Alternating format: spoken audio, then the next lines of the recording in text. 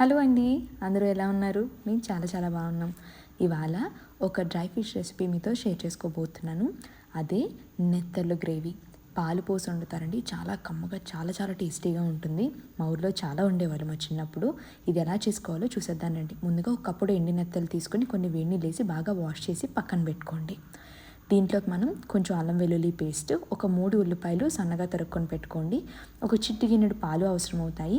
ఒక స్పూన్ కారం, ఒక 3/4 స్పూన్ సాల్ట్, పావు స్పూన్ పసుపు, అర స్పూన్ వరకు గరం మసాలా పౌడరు మనకు కావాల్సి వస్తుంది. ఈ మసాలాలన్నీ కూడా ఒక చిన్న గిన్నెలో వేసుకొని నీళ్లు పోసుకొని పేస్ట్లా చేసుకొని పెట్టుకోవాలి.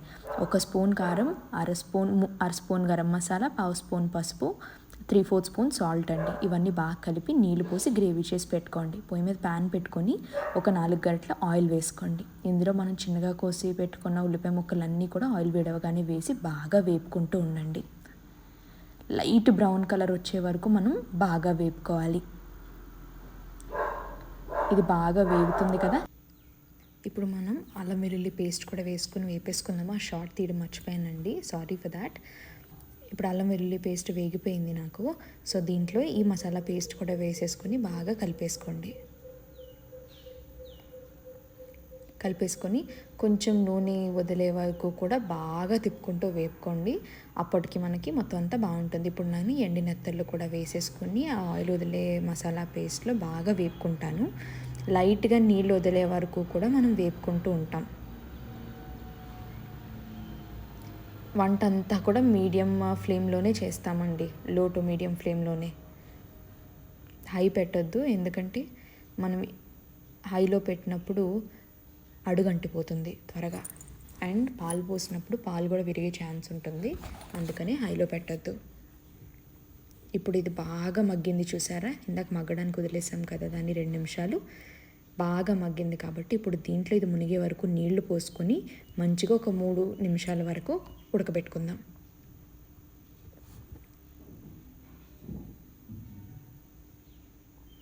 ఈ నీళ్ళు సగం వరకు ఉడికిపోయిన తర్వాత మనం దీంట్లో పాలు కూడా పోసుకుంటాము. పచ్చి పాలు పోసినా పర్లేదు, కాచి చల్లార్చిన పాలు పోసినా పర్లేదు. నేను ఇక్కడ పచ్చి పాలే పోసుకుంటున్నాను.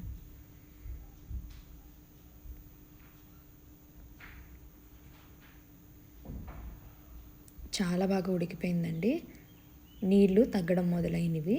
సో ఇప్పుడు ఏంటంటే ఈ స్టేజ్లో మనకి ముక్క కూడా బాగా ఉడుకుతుంది కదా. ఈ స్టేజ్లో మనం పాలు పోసేసుకుందాం.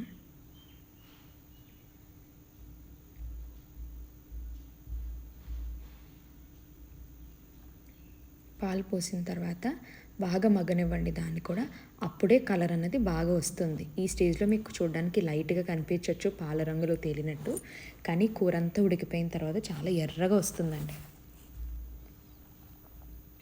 ఇప్పుడు బాగా ఉడుకుతుంది కదా. ఈ స్టేజ్లో మీరు కొత్తిమీర ఉంటే కొత్తిమీర కూడా వేసేసుకోవచ్చు. చూసారా, నా కర్రీ అన్నది దగ్గర పడిపోయిందండి.